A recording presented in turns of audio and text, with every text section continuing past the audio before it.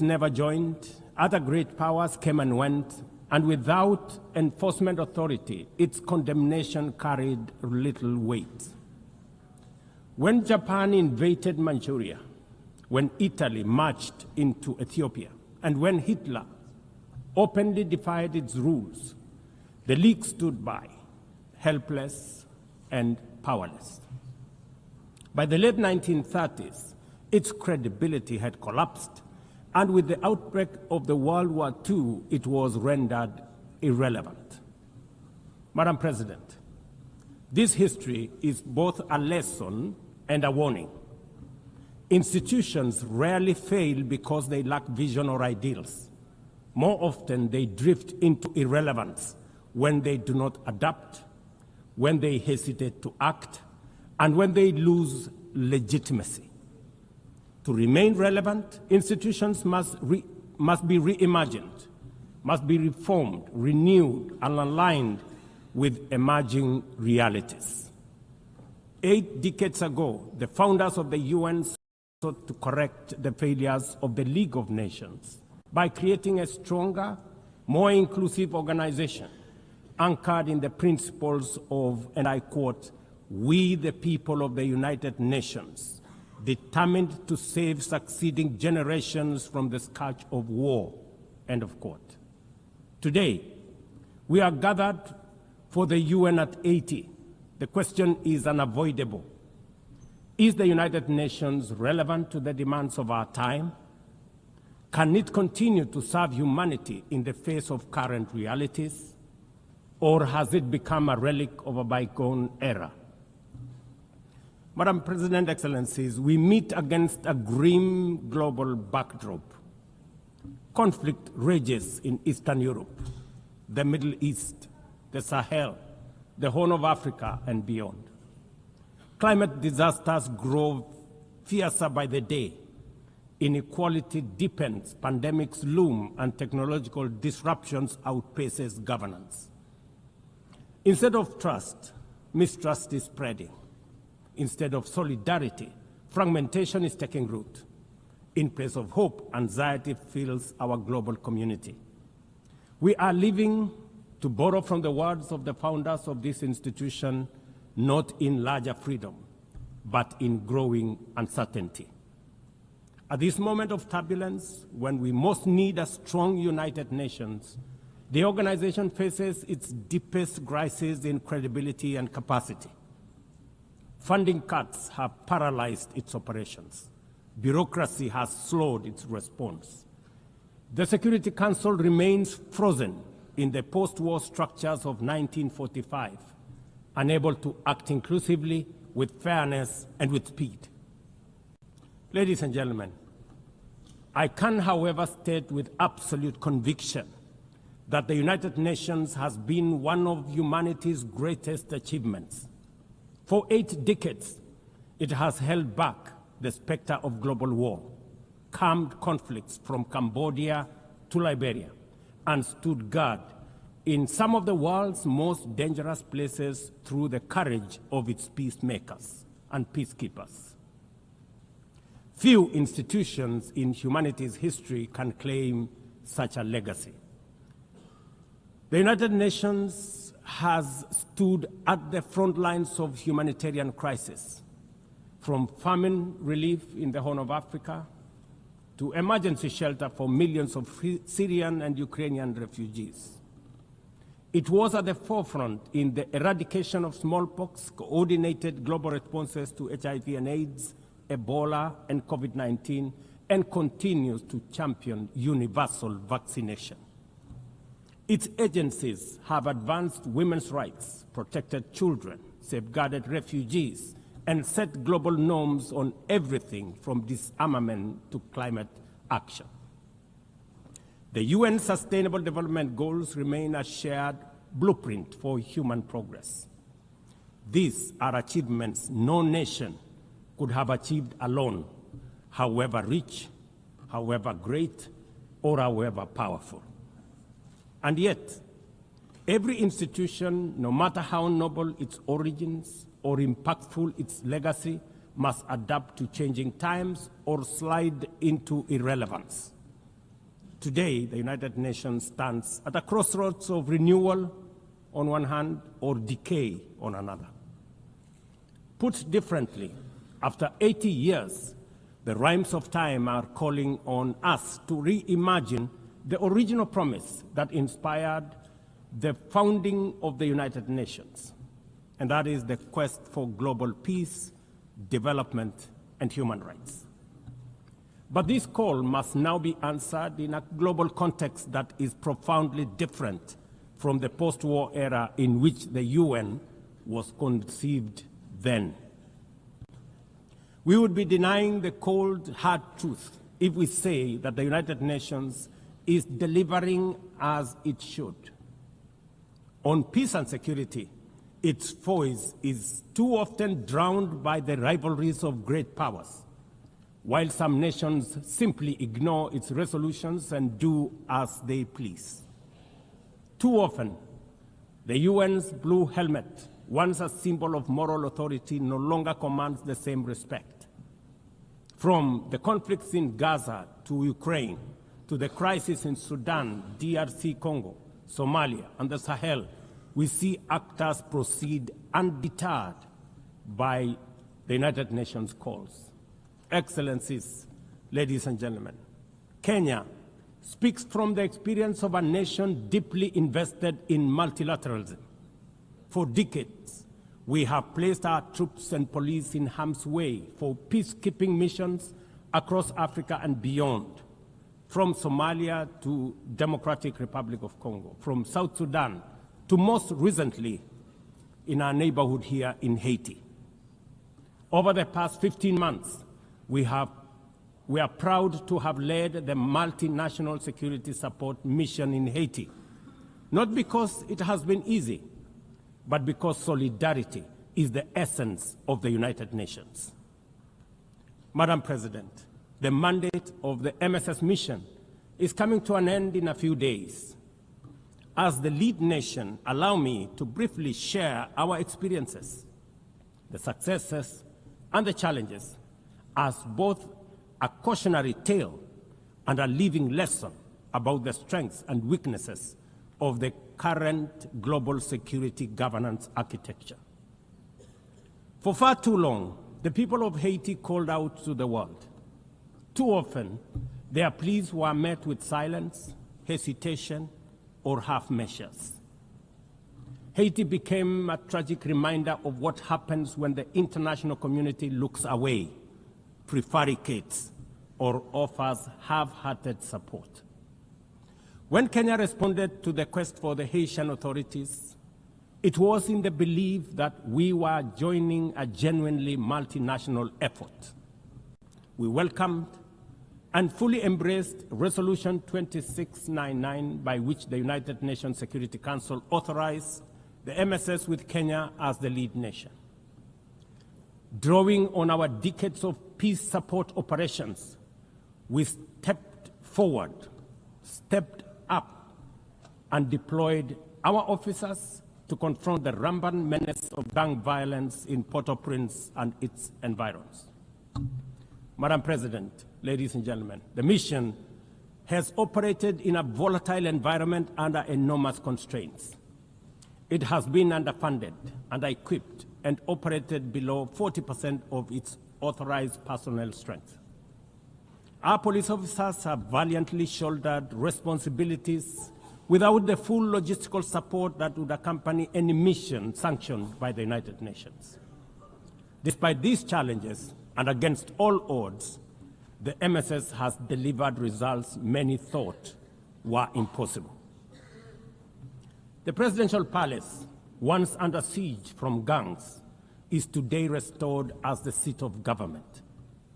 The police headquarters and the police training center, once overrun by gangs, are now secure, with the academy resuming the training of new police officers, over 700 of whom graduated a few months ago.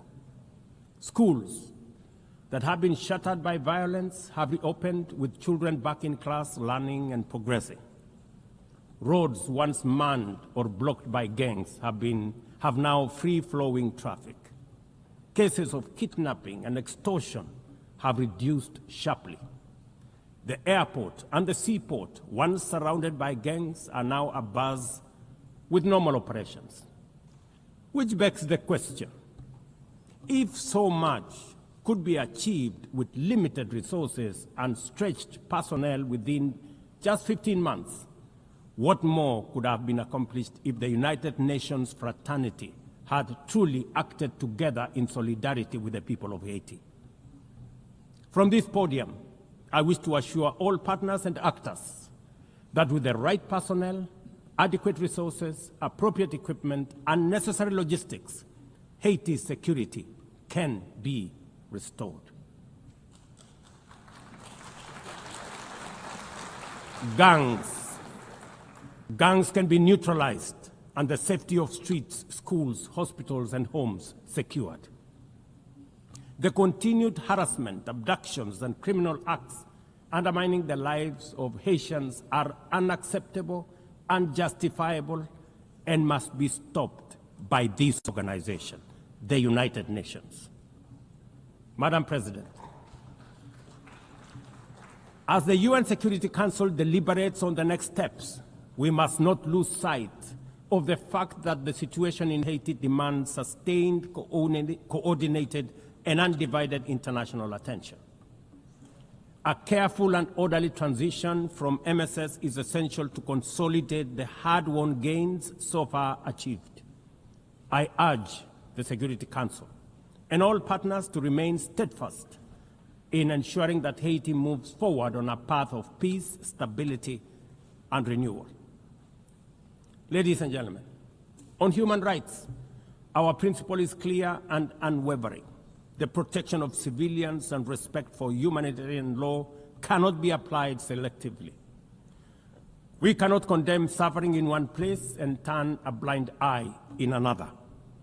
Kenya is gravely concerned by the humanitarian catastrophe in Gaza and by the immense suffering of civilians caught in the devastation of disproportionate military operations. At the same time, we call for the unconditional release of Israeli hostages. In line with the African Union and United Nations resolutions, we also call for a permanent ceasefire, for strict adherence to international humanitarian law, and for the launch of a credible political process. Only through such a process can the vision of a two-state solution be realized, where Israel and Palestine live side by side in peace, security, and stability. Kenya is equally deeply troubled by the worsening humanitarian situation in Sudan, where innocent citizens are caught in the crossfire of a needless war. We fully endorse the Quad, comprising Egypt, Saudi Arabia, the United Arab Emirates, and the United States, in affirming that there cannot be a military solution and that only political dialogue offers a viable path forward.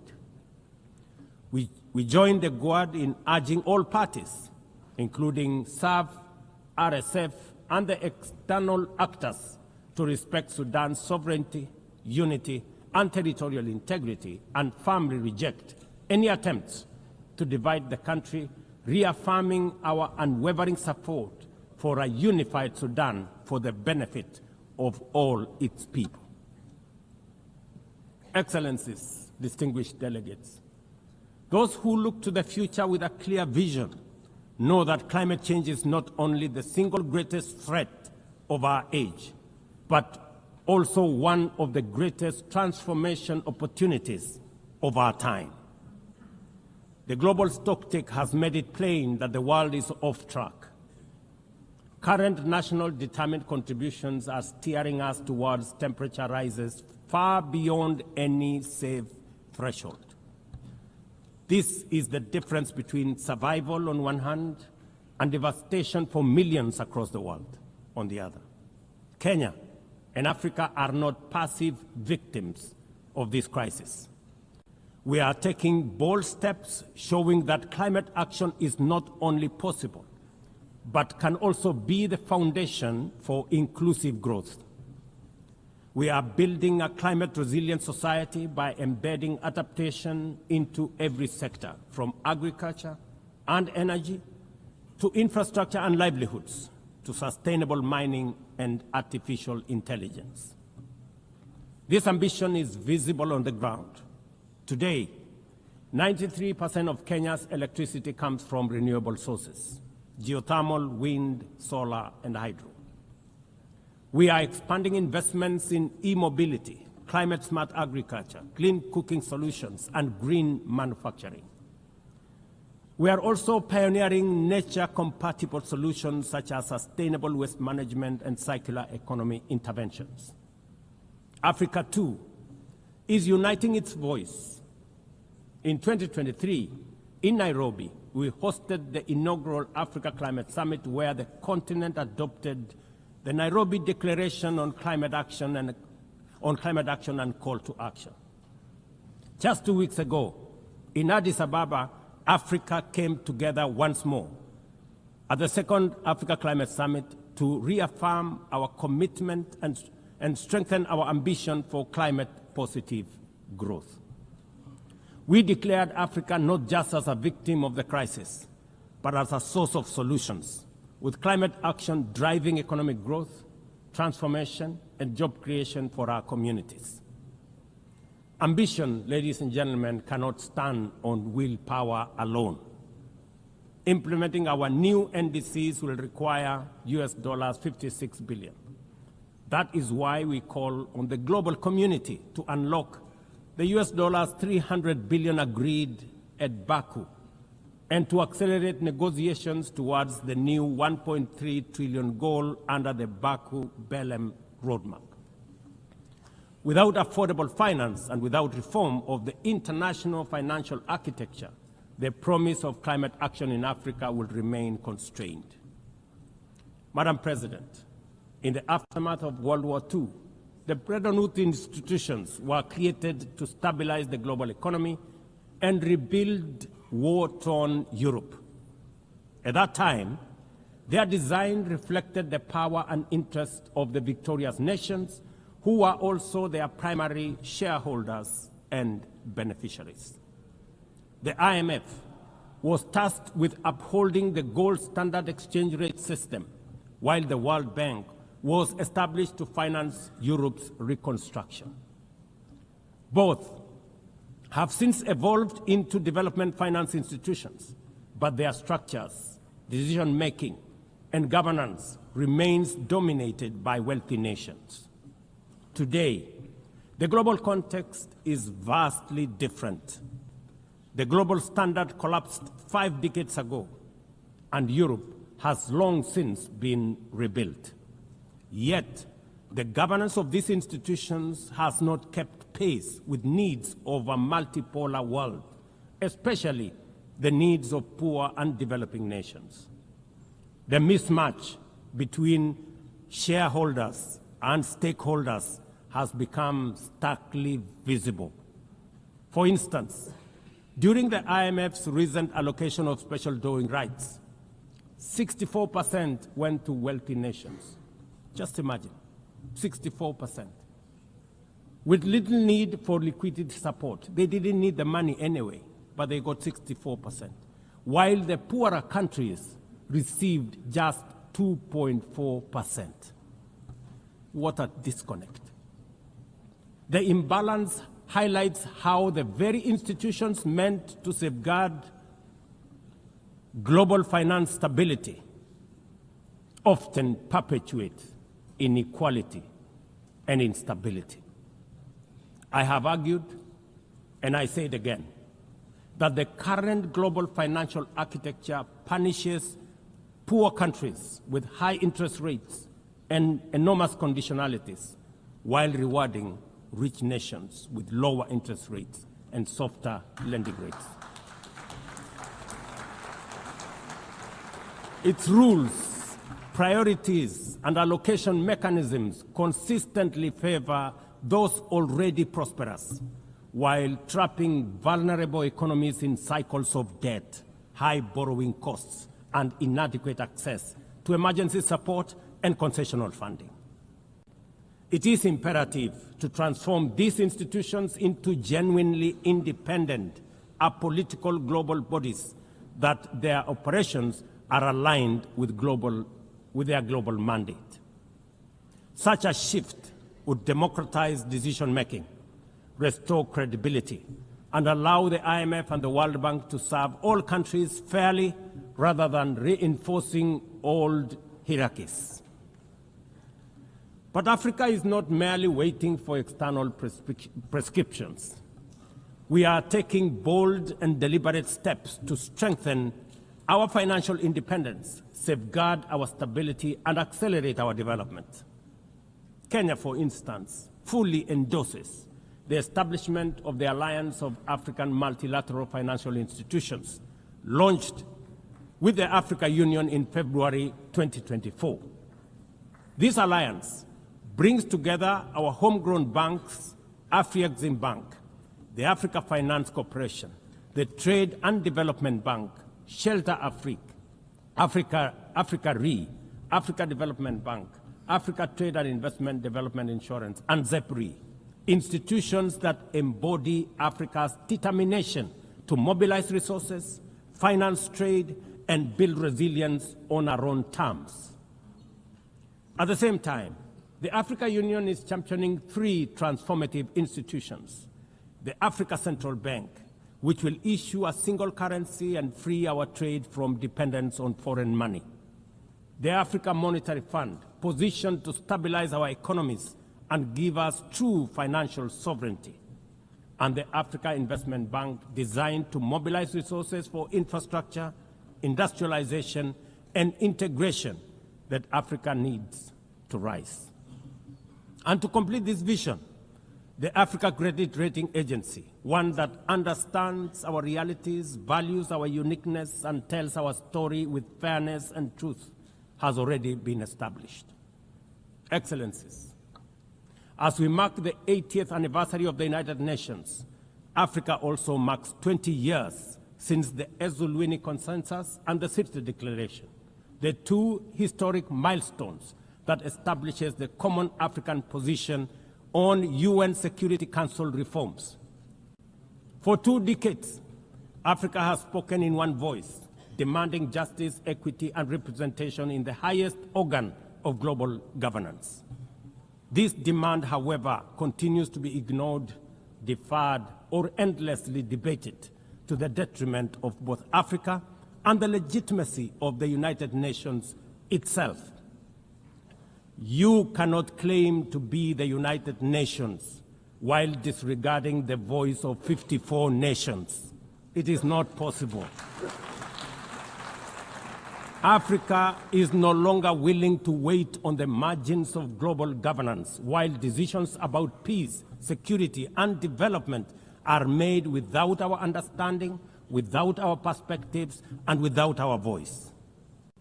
Africa's exclusion is not only unacceptable, unfair, and grossly unjust, it also undermines the very credibility of the United Nations, this organization.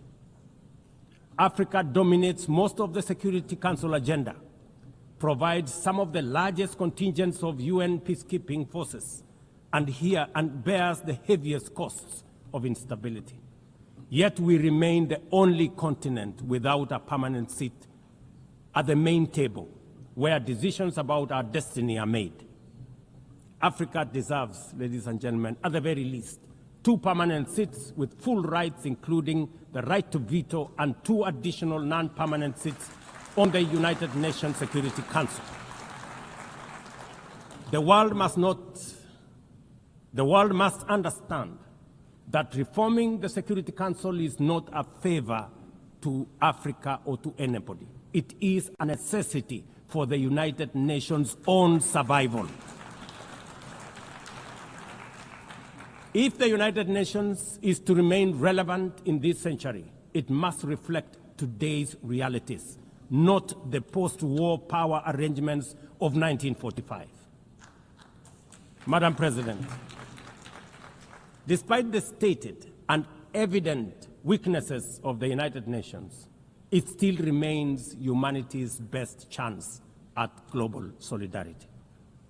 No other institution has the universal legitimacy or convening power of the UN.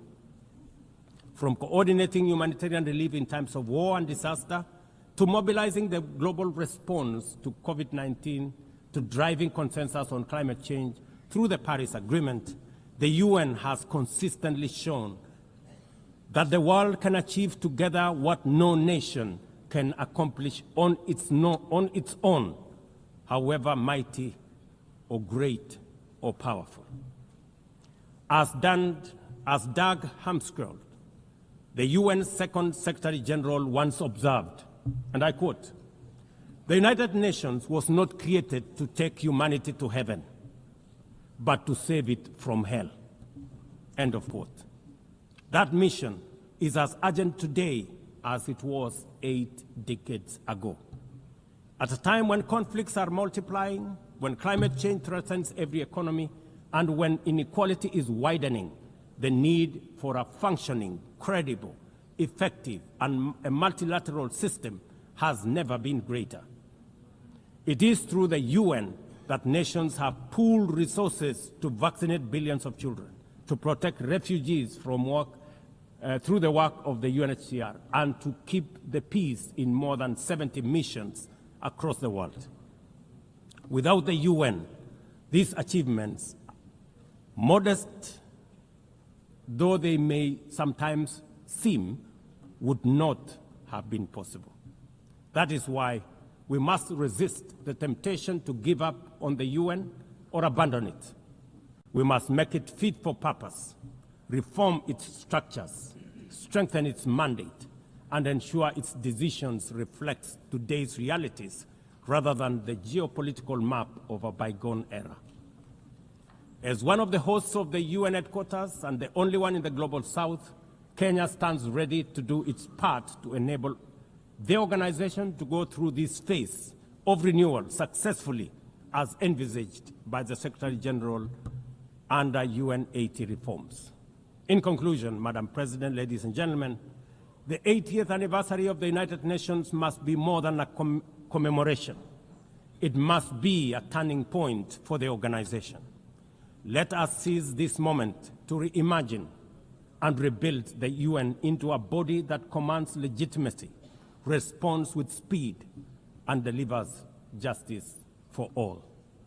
I thank you, and God bless you. On behalf of